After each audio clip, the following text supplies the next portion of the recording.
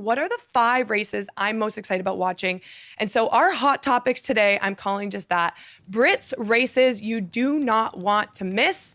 I think it's pretty clear what my number 1 is going to be, but we'll start it off with the women's 800 freestyle. Now that duo, and I mean, we're going to be talking about them forever, but the matchup is one of the most anticipated races of the 2025 World Championships. We could pick really any of Summer's races, but this duel against a world record holder, while they're both in career best form, makes for something special. Now, by the way, I'll pause quickly because Summer's meet is going to be one we're going to be keeping a very close eye on throughout the week. Devin and I did a little pregame show before he left for Singapore where we predicted what we thought of Summer's performances, what we thought exactly her times were going to be, and we tee up some of the storylines going into all her individual events. So I tried to make these 5 storylines a little bit more about worldwide, what you should be keeping an eye on. But if you are curious about Summer's events, we'll have a link included in this description to make sure you can watch that one with Devin and I as well, because we had so much fun. And you can truly tell how excited Devin and I are for these matchups. But back to the women's 800 free, because there are so many different layers to dissect within this.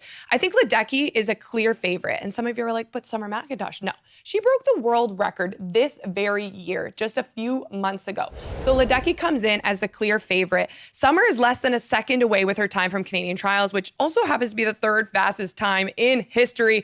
Katie, no big deal, holds the rest of the top 10.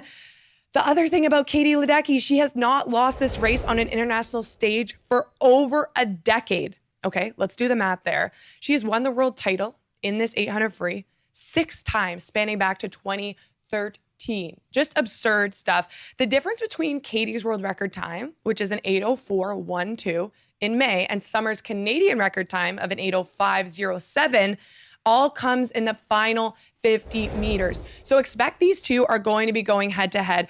They are going to challenge each other. Summer's main goal, she comes in with a little bit less of experience in race strategy, but what she does come in with is her youth. She comes in riding an absolute high of knowing she's got something going really well with her coach, Fred Verneau. Right now, we're gearing up to witness a stroke for stroke battle across 16 laps.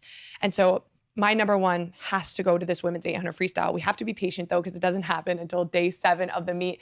So lots of exciting things to go before that. And one of the things that I think is going to be really exciting, I'm going to have as my number 2, the men's 100 meter butterfly. Now, for our Canadian audience, you'll recognize these two. Josh Leenda and Elia Haroon are both making a charge for the top of the podium here.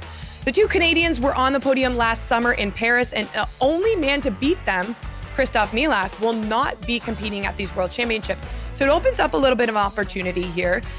The reach for the top of the podium is not going to come easily, though, because their times from Canadian trials rank 3rd and 4th. So they're definitely not the above and beyond favorites. Elia has shown some great natural speed recently, which I love to see. And then there's Josh, who has found a sweet spot in this 100-meter discipline.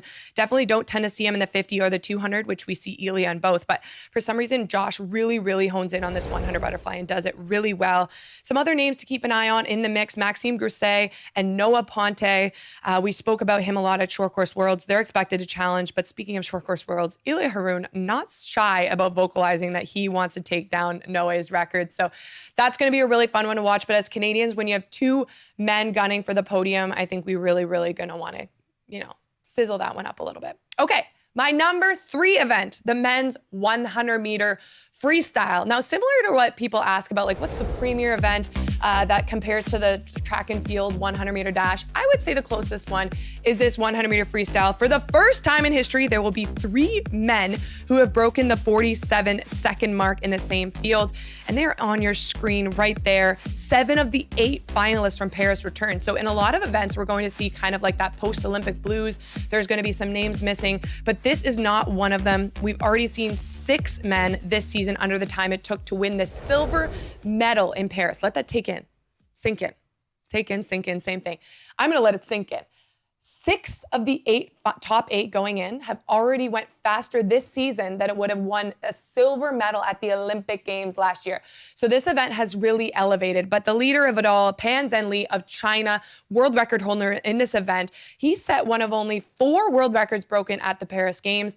We talked about the short pool. We talked about the shortness of the depth of the pool, but there wasn't that many records last summer. Pan proved that they, in fact, could be broken. He won by over a full second in one of the shortest sprint races. So unbelievable performance there for China last summer at the Olympic Games. And he's going to want to contest and win that back this year. His world record time, 46:40, is something we're going to want to keep an eye on. But the rest of the field has tightened up a little bit. So we have the current world record holder, Pan, the world junior record holder, Popovici, who's shown really great speed so far this year. And then the 2023 world champion, Kyle Chalmers of Australia.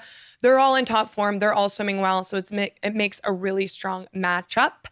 So that's the men's 100 freestyle, number 3. And I'm going to move on to number 4.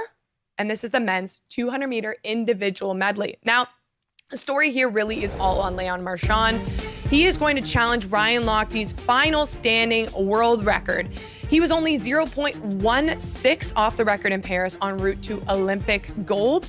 And the interesting part of this story is that Brad Marchand, I'm in my hockey era. Leon Marchand has scratched the 200 breaststroke and the 200 fly with the intent to isolate the 200 IM and see what he's capable of.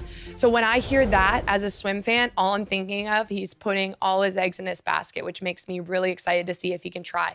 His coaches have said he's going for the time here. So looking forward to that. I think we can expect really big things. Important to note, though, for the Canadian fans as well, Finley Knox, who is one of the IM stars, the 2024 world champion. That was back in Doha 2024. And he also followed that up by making the Olympic final in this event in Paris. So he comes riding an exceptional high. He's done well in the international stage over the last couple of years. You'll expect him to try to get into this final yet again and race for the podium, as he always seems to do. So that's my number 4. And last but not least, number 5 is the women's 100 meter butterfly. Now, Gretchen Walsh is on an absolute tear through the swimming world. It would be hard not to include her in any event on this list. So that's why she is in this list. She broke the 100 fly world record twice in one day. Take that in, twice in one day. Well, how does somebody do that? Well, they break it in prelims. And then they break it in finals. To see someone in season break a world record in prelims is bizarre. So she did that at the Tier Pro Swim Series in May. Same meet, actually, that Katie Ledecky broke her world record in the 800 free. So something was working well in that pool. She, however, does come into this meet with a lot to prove, as she missed the Olympic gold medal last summer with a lot of expectation as a world record holder to her country rival. That was Tori Husk, who ended up winning Olympic gold. Now, Gretchen Walsh broke an unheard of 11 world records at the short course worlds in Budapest. So if you remember watching that, she became really familiar with those world record checks, which, by the way, if anyone's curious, $30,000 USD on the line for any world records broken here at the World Aquatics Championships. So definitely something as the days fall, we're going to be chatting about. And potentially if we see a couple Summer McIntosh, we'll start tallying up how much money she's bringing back to Canada after the meet wraps up. So those are my 5 races to watch, but I do have a special honorable mention because it's hard for me to make decisions around here. I'm going to give my honorable mention to Mary-Sophie Harvey just as a whole, because she's got 4 races to swim, and all 4 races, she's going to be trying to make herself from a finalist up to a medalist. She has not made it to the long course world championship podium before individually. So this is one of the goals I know she's been eyeing for quite some time. Excited to see what she's capable of there. She got the 200 free, the 200 AM, the 400 AM, and the 200 breaststroke. So all of those she can be expected to try to get into the final and then push for the podium in some, like, I don't know, the 200 IM, maybe dabble in the 200 freestyle. Really excited to see what she's capable of because she continues to break new barriers for herself and personally in this sport.